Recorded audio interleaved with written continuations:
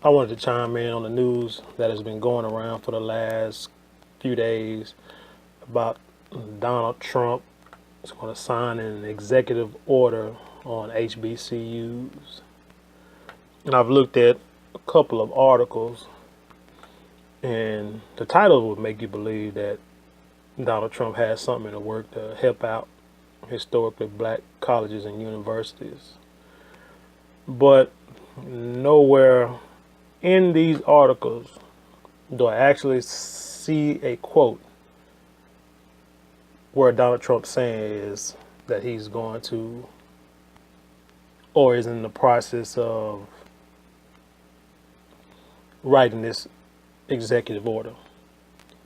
If I can sum it up correctly, it says that Donald Trump asked what could he do to help out HBCUs because he was feeling upset that Obama didn't do anything or didn't do much for historically black colleges and universities, and that Omarosa volunteered that she was working on to get an executive order passed or signed in the White House pertaining to historically black schools. My thinking is, one, if anybody would do this, I believe it would be Trump. Not necessarily because he's really concerned about the black community and black schools, but for the reason that I believe he wants to one-up President Obama. Because the ratings are low, he feels that people do not believe that he's a true president. So that's why I feel like now he's going through things, he's doing stuff that he promised in his campaign to make a point to say, yes, I am a true president, yes, I am a true leader, and I'm a man of my word.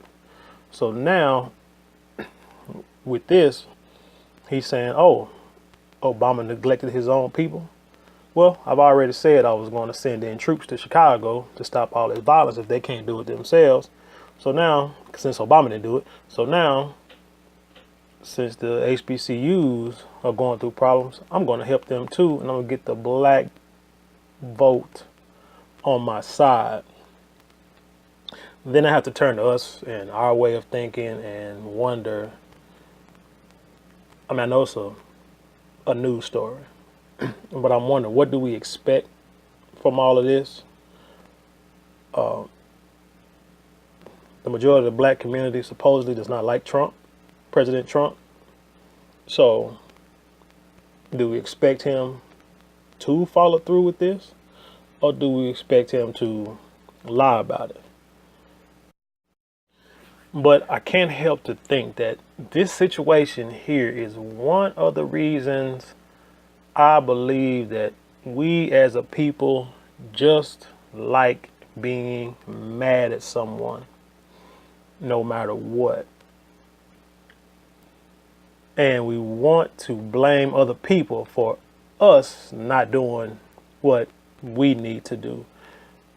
The story comes out, so now it gives us an excuse to say, hey, this man has made a promise saying he's going to help us out, so we're just going to quote unquote sit back and see what he does instead of quote unquote putting something together ourselves to help our own schools out, so we don't have to rely on an executive order from the White House.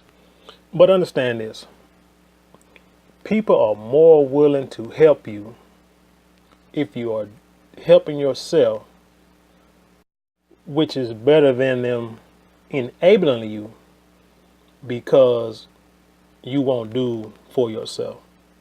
So the White House can put a word out there saying that they're going to do this executive order, and they can have this.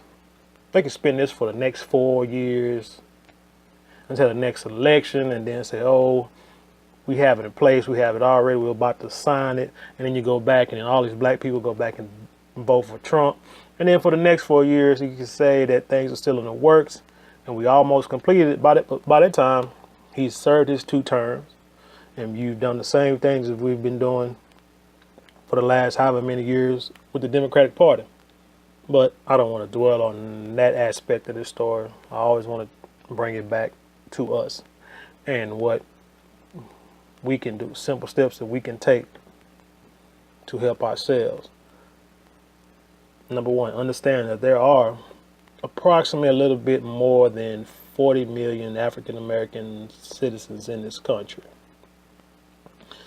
Now, I can't calculate how many are in prison or how many are homeless or what have you, but for those of us who are working, who have $1 to give every month, we can always give back to the community by giving to HBCU colleges.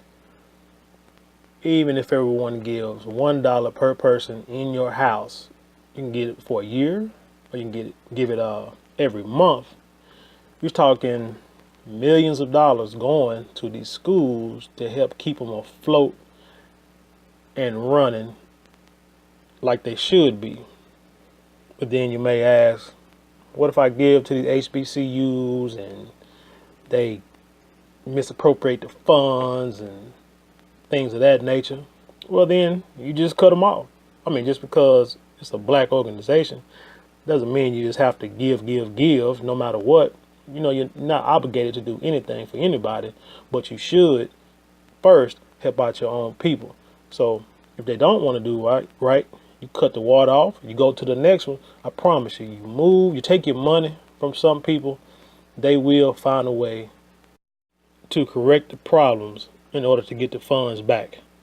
Once you start doing this, then the politicians will start to realize that, hey, this community over here is actually using all their money to help out their own community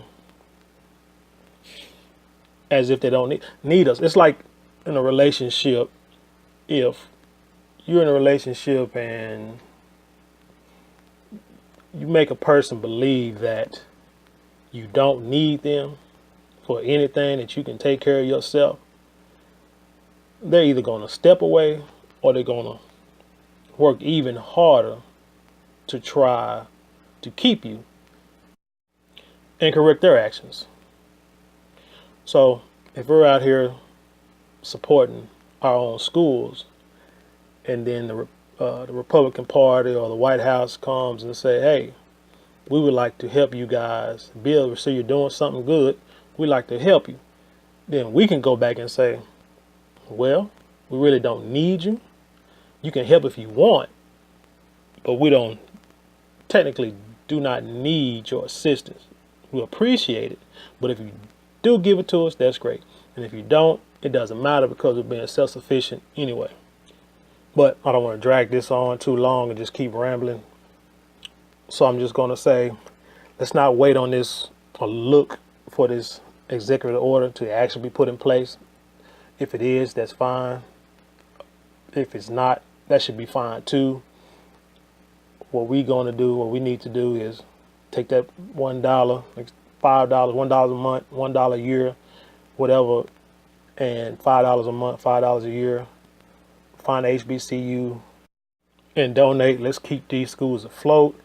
Get your kids to apply to these schools. Look for scholarships online. There are thousands of scholarships with millions of dollars available. All you have to do is do the research.